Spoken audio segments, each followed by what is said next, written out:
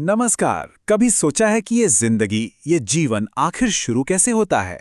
एक पीढ़ी से दूसरी पीढ़ी तक जाने वाला ये सफर सच कहूं तो किसी चमत्कार से कम नहीं है। तो आज के इस विश्लेषण में हम मानव प्रजनन की इसी अद्भुत और दिलचस्प प्रक्रिया को समझने वाले हैं। तो चलिए इस सबसे बड़े सवाल से ही शुरू करते हैं कि आखिर कैसे सिर्फ एक कोशिका एक पूरा का पूरा इंसान बन जाती है। यही वो सवाल है जो हमारे आज के इस सफर के केंद्र में रहेगा। ठीक है, तो इस सफर की गहराई में उतरते हैं। देखिए, जैसे किसी इमारत को बनाने के लिए ईंटों की जरूरत होती है ना, ठीक वैसे ही एक नए जीवन को बनाने के लिए भी कुछ खास बिल्डिंग ब्लॉक्स चाहिए होते हैं। चलिए सबसे पहले उन्हीं को जानते हैं। इस कहानी की शुरुआत होती है गैमेटोजेनेसिस से। अब ये शब्द सुनने में थोड़ा भारी भरकम लग सकता है, लेकिन इसका मतलब बिल्कुल सीधा है। ये उन खास कोशिकाओं को बनाने की प्रक्रिया है जो प्रजनन के लिए जरूरी है। पुरुषों में यह है स्पर्म यानी शुक्राणु और महिलाओं में ओवम यानी अंडाणु। अब यहाँ एक बहुत ही दिलचस्प अंतर है। जैसा कि स्लाइड पर हम देख सकते हैं, पुरुषों में स्पर्म यानी शुक्राणु बनने की प्रक्रिया लगभग जीवन भर चलती रहती है, लेकिन महिलाओं के साथ ऐसा नहीं है।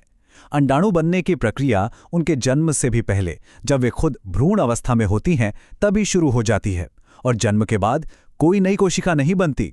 सोचिए, ये कितना बड़ा और कितना जरूरी अंतर है। इसका मतलब साफ है कि महिलाओं के पास अंडाणुओं की एक सीमित संख्या ही होती है।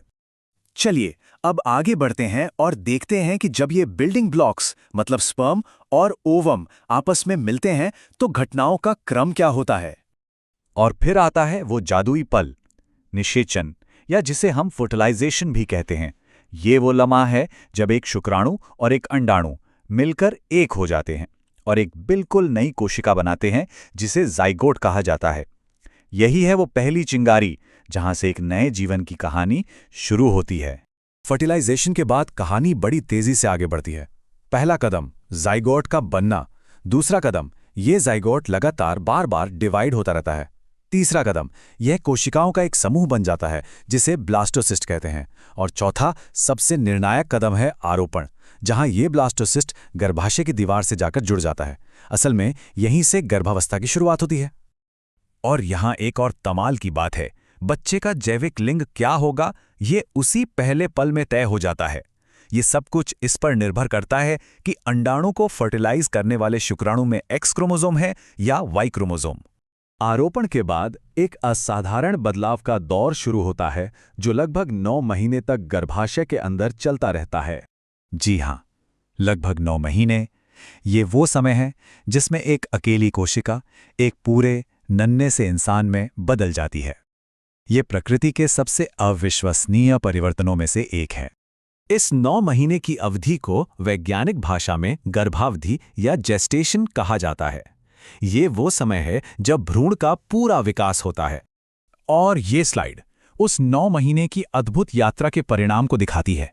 एक पूरी तरह से विकसित भ्रूण जो अब दुनिया में आने के लिए तैयार है। हर अंग, हर सिस्टम, सब कुछ अपनी जगह पर है। एक मास्टरपीस बनकर तैयार है। अब हम इस प्रजनन यात्रा के चरमोत्कर्ष यानी क्लाइमैक्स पर आते हैं। जन्म। बच्चे के जन्म की इस प्रक्रिया को प्रसव या पार्ट्यूरेशन कहते हैं। और ये कोई सीधी सादी प्रक्रिया नहीं है, बिल्कुल नहीं। ये दिमाग और हार्मोन्स के एक बेहद जटिल और सटीक तालमेल से कंट्रोल होती है। तो ये होता कैसे है? देखिए, पहला संकेत पूरी तरह से विकसित भ्रूण और प्लेसेंटा से मिलता है। इससे गर्भाशय में हल्के हल्के संकुचन शुरू होते हैं।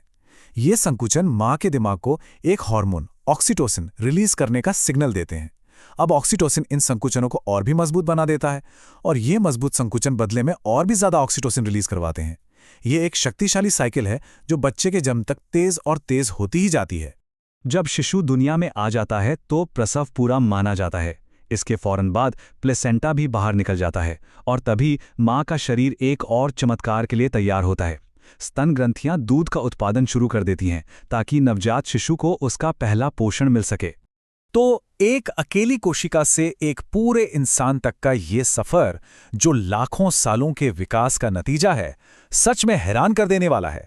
ये हमें सोचने पर मजबूर करता है कि जीवन की अपनी प्रक्रियाएं कितनी सटीक और फिर भी कितनी लचीली हैं। है ना कमाल की बात?